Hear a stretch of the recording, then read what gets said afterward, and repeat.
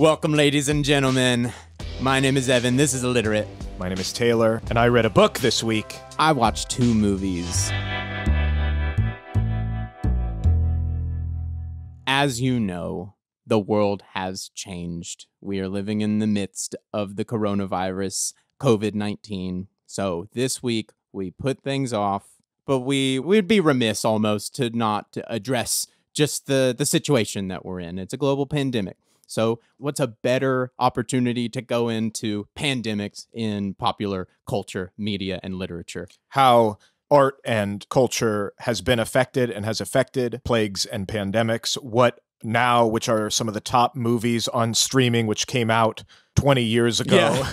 So I watched Outbreak, came out in 1995. It is now in the top 10 on Netflix. And then to answer that, I paired it with Steven Soderbergh's Contagion, 2011, which that has also just come up this week. It's back into the top 10s of just it's not streaming for free anywhere. You do have to rent it, but it is heavily rented right now. I when I watched it the next day, I hung out with a friend and he said, "No, we just all watched it last night." I found via Warner Brothers, it was number 270 at the end of last year in terms of like their catalog of streaming movies, and now it's at number 2. Whoa, most streamed from them. Harry Potter still beats it out. But that's insane. A movie from 2011. From a bird's eye view here, Outbreak, 1995, very movie, very much cinema. Mm-hmm. It has a beautiful, overstated 90s elevated cinema feel to it. Kind of like Red Dawn. Exactly like Red Dawn. If this gives you any idea, it's directed by Wolfgang Petersen, who also did Air Force One, Das Boot, and The Perfect Storm. Right. So it is full on 90s, man. It is Wolfgang Petersen. If you've seen any of those other movies, it's exactly the same. And Contagion is way more contemporary, way more elegant, way more subtle. The entire one, my favorite thing about it is you watch the disease spread just with camera movements. They're showing you how it's happening from some of the first shots. They're showing you how it's moving before you're ever even aware, before any character's aware, before anybody. It's never said. It is all just visual storytelling, and they do that throughout the entire film, and it's hugely successful. And it is such a beautiful way to actually depict how these things spread, which is it's the hardest thing kind of, I mean, about. Well, and I want to say, our take on this is not the doom and gloom of we're currently in this situation and what an apocalypse will be like. Like there is. So life is going to change, as many people already know. And if you live in some less affected areas, life is changing in the United States. San Francisco is already under lockdown, much like the entire country of Italy is under lockdown. Not lockdown is like you'll be arrested, like leaving your house, but like lockdown is like go to the grocery store and please go home. That the essential needs, those types of things. So that is starting here in the United States. At the end of last week, the mayor of LA closed most businesses and bars and entertainment, most of those things. Actually, I live in Burbank, and Burbank said, well, we're not LA cities proper. So, and by Sunday, it was a countywide. And also we're recording this earlier. So if you're listening to this on Friday, anything could have happened in terms of your area and what is being closed down. This is a rolling basis. So we're in it with you, but there's no reason. This isn't doom and gloom. Life is changing. But as we're going to get into, this has happened before. It's happened before, ladies and gentlemen. This is not the end of the world. Things are going to change, but we've got to learn just how to accept it, how to respond to it, not react. Yeah, I had seen this thing where this great motivational speaker that I like, he used to talk about how, you know, if somebody gives you some medicine and they say, oh, you're really reacting to this disease, that's a bad thing. But if they say, oh, you're responding to the medicine, that's a good thing. So it's a good mental terminology. Are you reacting to a situation that's happening, or are you responding to it? And we just want to encourage people to respond to things. There's no reason to rush to the store and stock up for the rest of the year, the rest of the month even. There's not a supply chain shortage when it comes to just groceries. Even when we probably will be, most of the country will end up under some sort of major lockdown. But you're still going to be able to go to the grocery store, go get your prescriptions, those types of things. But here, I mean, we're seeing it as a declining basis here in LA. I mean, last night was St. Patty's Day, and I didn't even realize it. Until this morning. I saw a picture of Patty's Pub on Hollywood Boulevard at time stamped at like 10:44 last night. Total ghost town. Absolutely eerie. I didn't even realize. Which is great. Hey, honestly, yeah. Well, and if you've seen the news, there's a famous story going around about the pandemic that happened in 1918 in the United States. 2 different cities, Philadelphia, which had some sort of a parade that had 200,000 people out, and then St. Louis closed all churches, bars, restaurants, big gatherings, schools, all of that stuff. And if you've seen the terminology by now of flattening the curve versus the giant spike in cases, Philadelphia had that giant spike in cases, and St. Louis just had the slow, even number of cases over across. And of course, because of that, then Philadelphia had way more deaths in regards to the flu that happened in 1918. Also, I don't know, just a little thing, masks. The masks, if you don't have it, or if you're not dealing with somebody that has it, you don't really need a mask. And a mask isn't going to save you from perhaps getting it. You have receptors in your eyes that can pick this thing up. You have receptors all over your body that can pick this thing up. So if you don't have it, or if you don't know, if you're not interacting with somebody who does have it, it's not necessary to go out and get a mask. It's not necessary to wear a mask in public, at least as of yet. And in a week, and that's part of the problem. We're a little bit behind the buck of actually just knowing how far spread it is. We just don't know how many cases there are yet. We're not able to test yet, and that's the problem. We will get there, but it has been a latent response. Yeah, but we don't want to. I mean, you're hearing all this stuff on the news. We just want to say we're in it with you. We're here in Los Angeles. It's getting weird, down. But this is a time to again think about how to respond, not react. Our jobs are gone. We're going to have to find other things. Like, we're all in this together, and help it. If you're in a place where your work is steady and stable, help other people around you. Absolutely. See what people are needing. There might be people with certain conditions where they're not able to leave their house because of what's going on. You never know. And there's certainly something you can do. And if there's not something you can do for somebody in your immediate vicinity, then you can do something for yourself. This is a perfect time to really broaden your own interests and empathy and compassion in any direction, really. Yeah. And that's one of the things I've loved actually over the weekend is seeing people in Italy foremost, but just being joyous out their windows with each other, just having like big, block wide patio parties, everybody on their patio just sharing and singing and playing instruments and stuff like that. That's a type of energy that is so beautiful and so rare. It has been such a blessing to me just to see something like that happen in the real world. It's not an animation and a dream. It's happening. Yeah. I saw a sign somebody put up in my apartment complex up in the lobby saying, hey, my name is so-and-so, and if you're elderly or need help getting groceries or this or that, this is my unit number. This is my... Oh, that's incredible. I can help you run errands. You're seeing that more and more, even in what people might consider like Los Angeles, New York, giant, unfriendly... not lack of community cities. You kind of have to take it down to the apartment level and be like, okay, well, if somebody in our apartment complex gets it, let's all band together and figure out what we're going to do, keep the lines of communication going. It's a good, this is where I want to end today, but this is a good unifier. This is a good equalizer. This is going to help us rethink so many things. We'll talk about what these things have done in history and whatnot, but on to what you watch, Contagion. It centers around a fictitious disease called MEV1, inspired by the Nipah virus. There was an outbreak, the Nipah virus in 1999. It killed over 100 humans, but it was primarily transferred through pigs. They had to execute over 1 million pigs to eradicate this disease. This disease depicted in Contagion that is inspired by Nipah had an incubation period of only a few hours. That's the first instance of cinematic falderall. Yeah, exactly. That doesn't exist in the real world. You're not going to see symptoms. You're not going to get sick, at least for a day. A virus or a bacteria cannot spread that quickly throughout your body.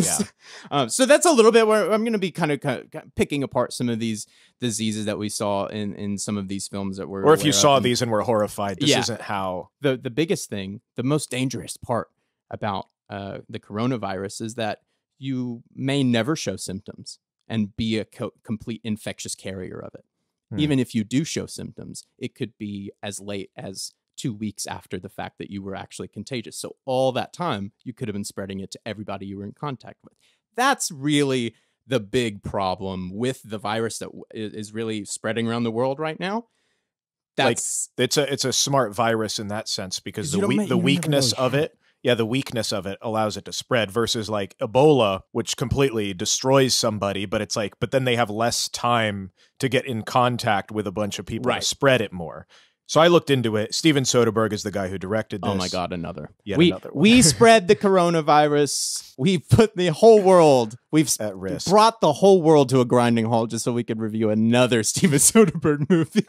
The writer, Scott Z. Burns, I didn't read any book that this was based off, but he did tons of research with scientists who have written books. So I read a lot of their articles and whatnot. One of the guys he met with was this guy, Larry Brilliant, which is a great last name. He was involved with the eradication of smallpox in the 60s.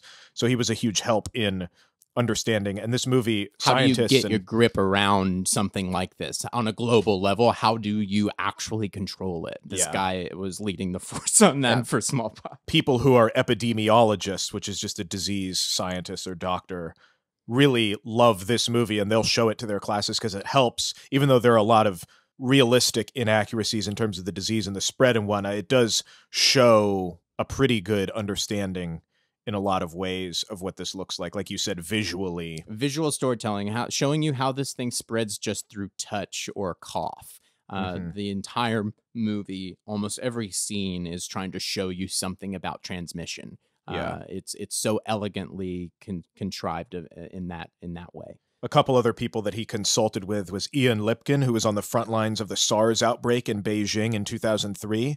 And I'll post a link. He's been in the media now recently too, because he went to China for this coronavirus outbreak to study it as well. Then came back and was in. He's a BAMF, man. He's discovered over 400 viruses on his own. The guy is crazy. And I think he was even on set for Contagion. The character that is played by Elliot Gould in Contagion is named Ian Sussman, and that's essentially who Ian Lipkin was in real life. That's a nod to him as the person, because he contributed so much. And then the other big person, Tracy McNamara, is a veterinarian at the Bronx Zoo, and she helped discover the West Nile virus when that became a thing. So this movie has a ton of scientists. They spent months and months and months and months and months figuring out exactly what the science and medicine aspect of it was before turning it into a movie. If you've seen the film, the disease MEV1 is very similar to coronavirus in a couple ways, in that it is primarily a respiratory disease and it spreads through touch and cough. Outbreak is a bit different, where Contagion actually is showing you the spread of the disease on the ground floor, how it actually managed to transmit and transfer all over the world. Outbreak is a little bit different in terms of its point of view. It is a very, very omniscient film. Ultimately becomes about bioweapons and people trying to create an event to then profit off of it, which I thought is interesting. And it's a particular mindset. Conspiracy, globalization kind of stuff. What's happened over the last 30 years since the movie has come out is I think we've been illuminated to the sense that perhaps it is when events like this happen in the world, it's not so much that somebody made it happen, more so somebody saw an opportunity when disaster struck. Right. So I think that's where probably some dissonance will come with audiences now. Versus in the Contagion movie, it is just natural means through unnatural circumstances. Exactly. It just spreads and people are reacting. In Outbreak, it is you realize that you've been towed along, and it almost is like the company and Alien trying to get the creature back without telling the crew. It's a bit like that. It really is about like Alien on Earth. As you said, a big contrast to Contagion, and a little bit, I think it dates it just in the frame of mind that this film is in. Thankfully. It is also way over the top. Just for some perspective, the coronavirus we're dealing with has like a death rate of like 2%. The Contagion MEV1 fictional microbe had a death rate of, it was like 20%, which is pretty high. When you think in real world terms, That's really high. Yeah. The mortality rate for the Motaba virus in Outbreak is 100%. It is a complete screenwriter fallacy. It is pure cinema, as I like to call it. To give you some more context with that, Ebola's mortality rate was 20 to 90%, just depending on the case. That was particularly different. But even Ebola, something as crazy and as recent as that, is only 20 to 90%. And like I said, that one is much harder. And that one is much harder to spread. Way harder to spread. Because it's not airborne and a very different type of a disease than like the one that we are dealing with, the coronavirus or MEV1, the fictional one in Contagion. Outbreak really just takes it to the nines, man. This is military. This is Dustin Hoffman is an epidemiologist working for the military. He's like in camo for most of the movie for no reason. It doesn't really make a lot of sense. I'll post a link to a video I saw where is this epidemiologist or guy who works for the CDC or something, and he's reviewing pandemic movies and their accuracy, and he's just ripping Outbreak to shreds. He's like, so they just shook hands. No, literally, that's the word that nobody would do that ever. In a zone. Or he's just like, oh, he came in and then he ripped off his mask because they wanted to see. And then like, oh, in this room, there's like, here's some people who have masks, some people who don't, some people who are in full-on hazmat suits. Like there's no rhyme or reason to any of this stuff. So that brings us to the book that I read, which is called The Hot Zone. And this is allegedly what the movie Outbreak is based on. The Hot Zone came out in 1994 by Richard Preston, who is a journalist. He is the only non-doctor to have received the Champion of Prevention Award from the CDC. Wow, really? He has done most of his work has been journalism and nonfiction stuff in relation to health crises across the world. This is about the Ebola crisis and the various crises that happened over, the 60s, 70s, 80s, whatnot. One real quick clarification. The Motaba virus in Outbreak is also just 100% mortality, and it's just incredibly violent, and they very upfront in the film tell you how it just basically liquefies a human being. It's quite vicious and cinematic, but that is much closer to Ebola in real terms than it is to something like the coronavirus or even MEV1 in Contagion. So the first chapter of this book, The Hot Zone, is the original guy who's some French guy who unnamed in the book, and he goes in this elephant cave and I guess gets in touch with some bat guano poop and contracts this thing. And Stephen King called the first chapter one of the most horrifying things I've read in my whole life. Oh my gosh. Because it's so graphic and so detailed about how this thing went down and how this virus affects you. Some people have accused him of doctoring it up a little bit, but in small ways of being like, well, it deteriorates your kidney. It doesn't liquefy it. Like little things like that. But it's like, overall, this is horrifying what it's doing and the way that he describes it in this journalistic way. Now, correct me if I'm wrong, didn't they recently readapted this? So the Hot Zone movie, Fox originally won the rights to the New Yorker article. The book hadn't been written yet. Oh. So he was expanding an article. Fox won the rights. Warner Brothers was like, oh, this is hot material. So Warner Brothers is the one that came up with Outbreak and released it quickly in 1995. Wow.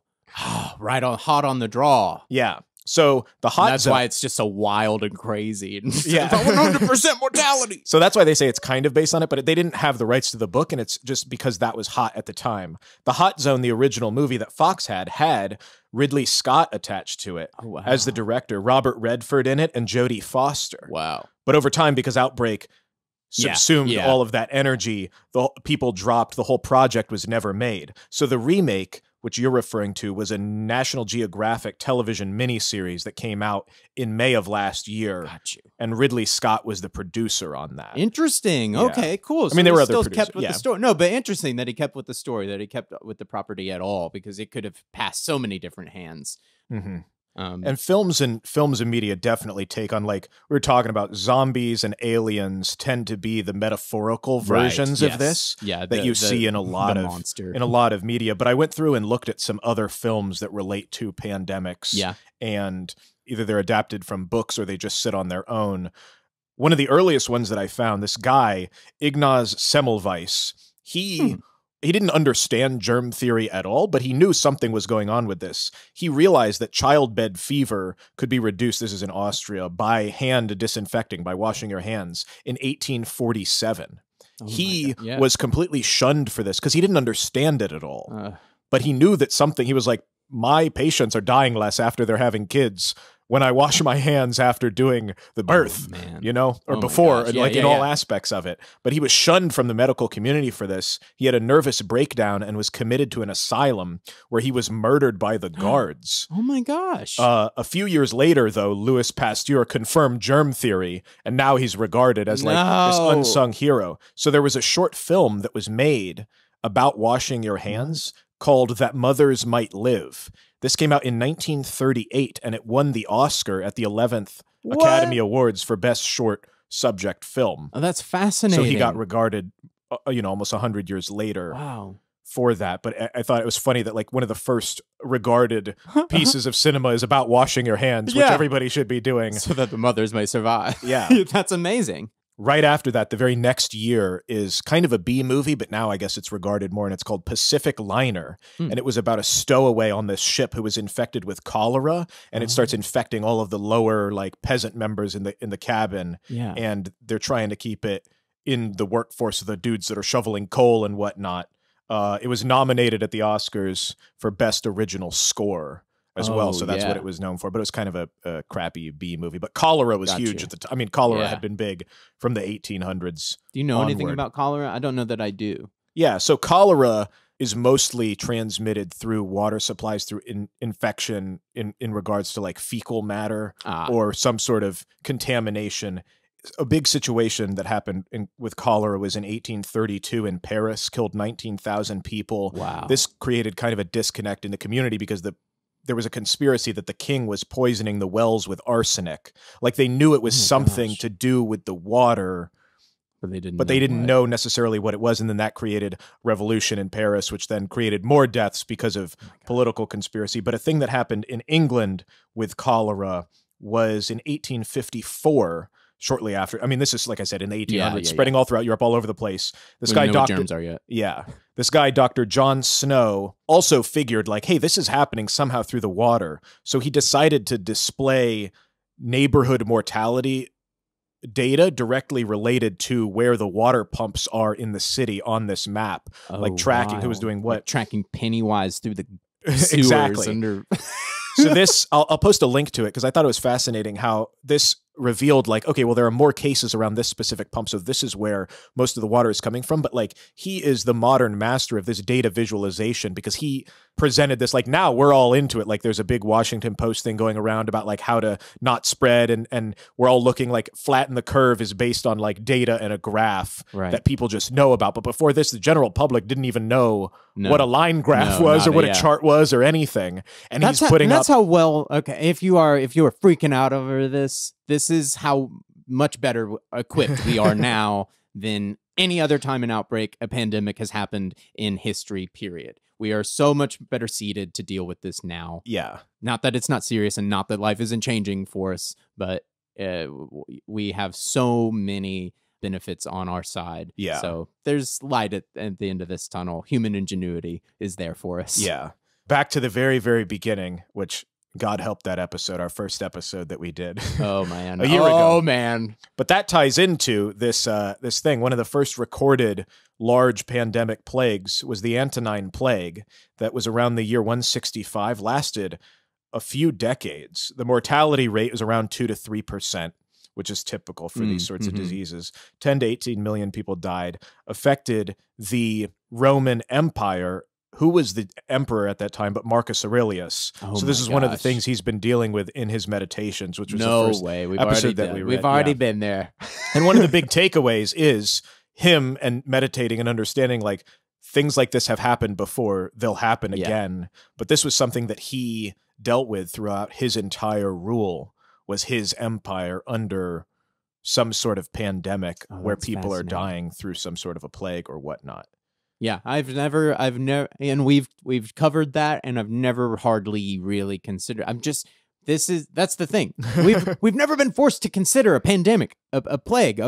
We've never done this. Yeah. And we really were at a point where we thought it wasn't possible. That's just the fascinating thing about where we find ourselves now. And it's the beautiful thing about actually just getting a little bit of a sober reality check about where we stand in the natural world. Yeah. I read a huge article by this guy, which I'll post a link to. His name is Frank Snowden, and he had just come out with a book last year. Yeah. He had just come out with a book called Epidemics and Society. And one of the big things that he speaks to in this through the arts and just through history that has affected people in these cases. And hopefully you'll see, like, this ain't new. You know, this has happened before. The plague itself obviously killed half of Europe. Yeah. Took 200 years to get the population back up to speed. What are I don't know. What was the plague? You know, how did that affect you? Yeah. How did that work? Yeah. So the plague is not a virus. It is a bacteria. And everybody knows about the rats and the fleas and whatnot. Yeah. And so that's what caused the bubonic plague. And that's the most common form. And the bacteria infects your lymphatic system, which is part of the immune system. And that's why you have all the pus and the nodes and the enlarged grossness in that. And then if it doesn't get fixed from there, it moves on to your blood and then your lungs. And usually people thought it was the rats, but it was the bites of the fleas from the rats that carried the I wonder bacteria. how long it actually took to figure that out.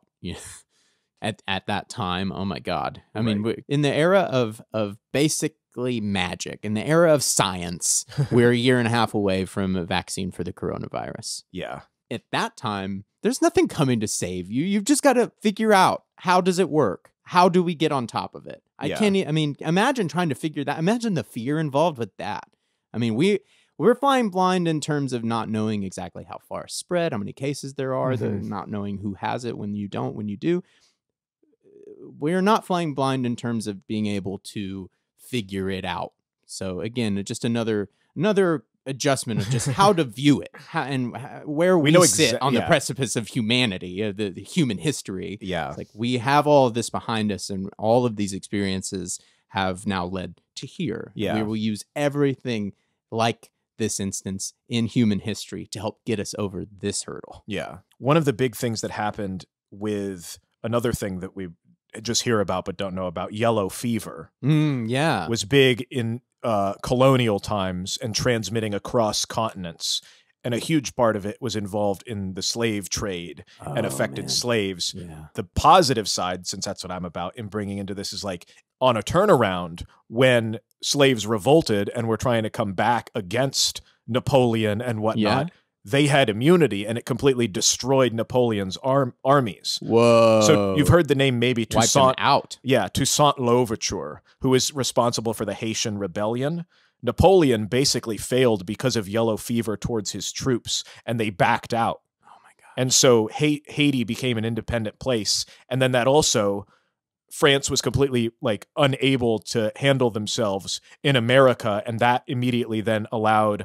They had to sell, so they sold the Louisiana Purchase to Thomas Jefferson. Wow. And that's what got them out of America and the island nations there, was because of yellow fever. That's incredible. Yeah. I did not know that. I did not.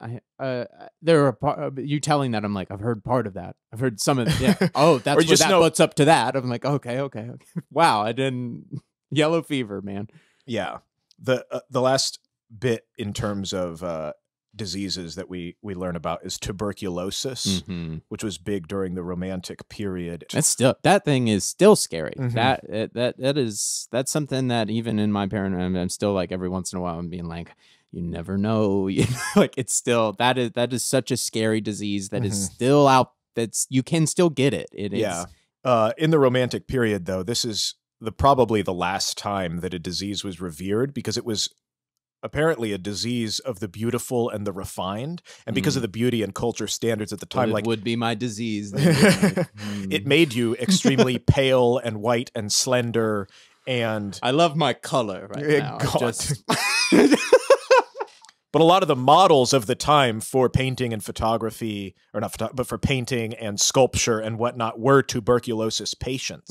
And God, so bizarre. Victor Hugo, who was a great writer of the time, he was told, and this is in writing by his friends, like, his one great fault in his writing that he was not tuberculous. Like, he was never as great as he could be because he never had the disease. It was like a disease of the opulent and the wealthy and the refined. I'm not good enough to get tuberculosis. So bizarre. Oh my God. But it's reflected in the artwork of the time. Then, obviously, after this, they realize that it's germ theory, and that completely stigmatizes the poor because it's like, oh, it's dirty and gross, and who has that but the poor and underprivileged and whatnot, not the wealthy and refined. Tables do turn. But that's probably the last time that a beautiful disease would ever exist. Maybe that'll be my biography, A Beautiful Disease. My life. a beautiful disease. The last thing I had, which hopefully maybe we'll see something coming to it in the next month, and oddly timing in with things, because books about plagues and whatnot, just like you see Contagion and Outbreak coming to the forefront. But there's this other guy, Lawrence Wright, who is a Pulitzer Prize winner, National Book Award winner. He is the guy who wrote the screenplay The Siege, which came out in 1998, and it is a thriller about a terrorist attack on New York City that then causes a cultural divide and the roundup of Arab Americans. Came out in 1998. Oh my gosh. Oh my gosh. He had been writing. That is eerie. He had been writing a book for years, presumably, because that's how long it takes, and it's coming out in April of this year scheduled. It's called The End of October, and it is about a virus pandemic that sweeps across the world. Oh man, they're printing that right now. Yeah, so it's going to be out next in the factory. Yeah, but that had already been written and eerily similar, and is going to be coming out next month. Kind of want to buddy up to him and be like, "So what are you thinking about now? Man? What do you think about writing about next? Huh? Any preview? Any kind of like, I don't know? You got any ideas? What's going to happen?" Ladies and gentlemen, that's why I do this show. It is... And he wrote a book now. God, and here he is. It's going to be coming out while everybody's in quarantine. Basically. That's going to be amazing. Speaking of quarantine, this is my last little fact, and then we can talk about the hope on the future as this extends. But quarantine is a term you're hearing about forever now because we're in it. People joking about it. Yeah. Day 2 of quarantine ate all my snacks. Yeah. The historical side of this, 14th century, plague.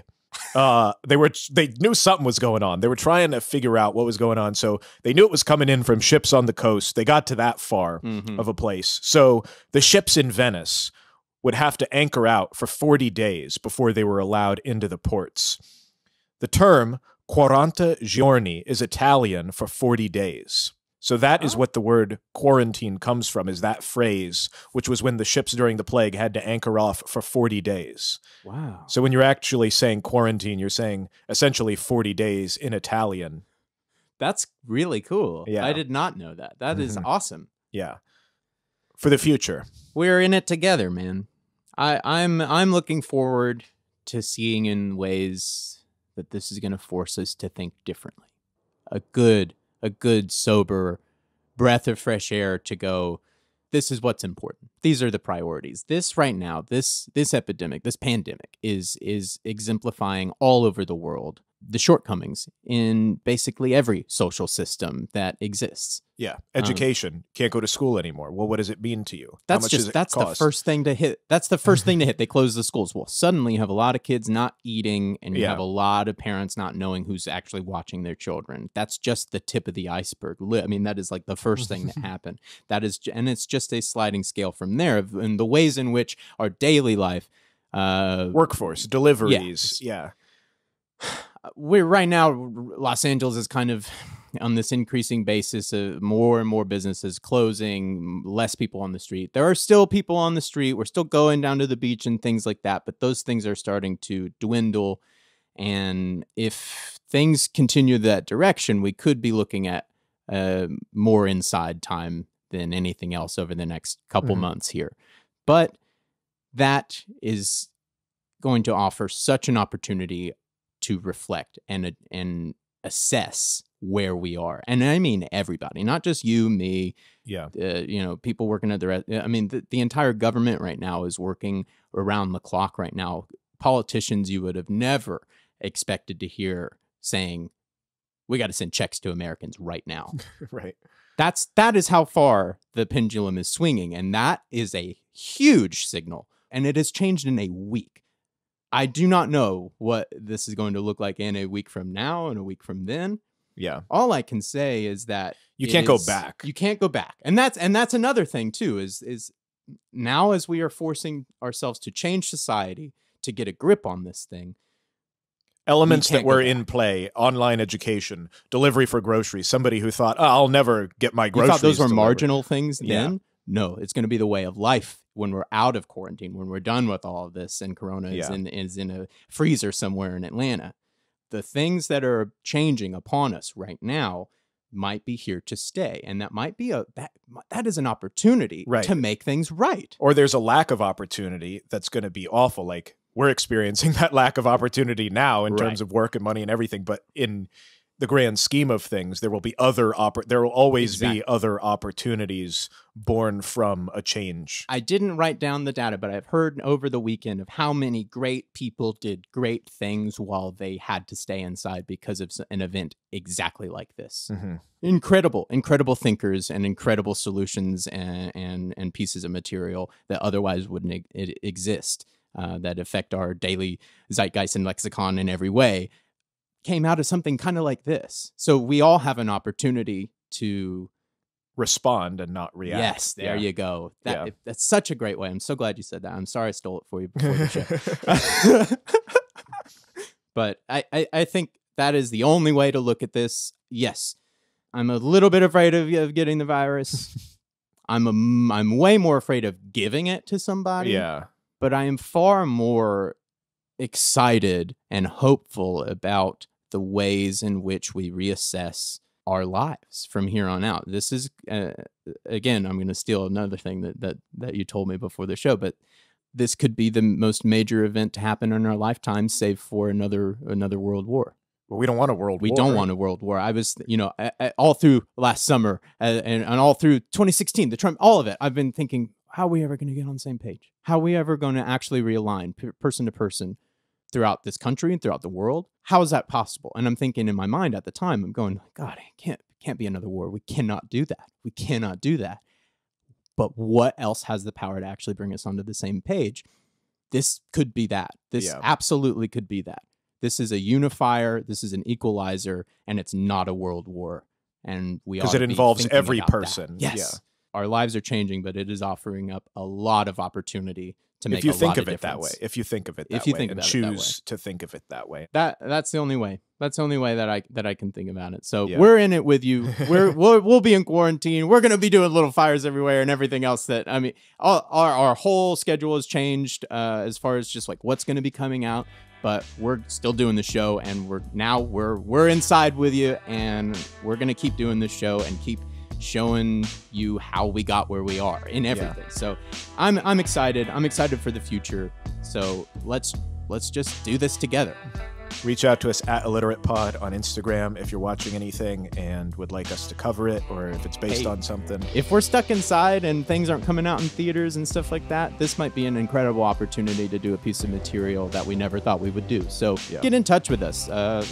We can do something really cool while we're all thinking about what can be done. All right. Stay safe, everybody. Respond. Don't react. And we will catch you all next week.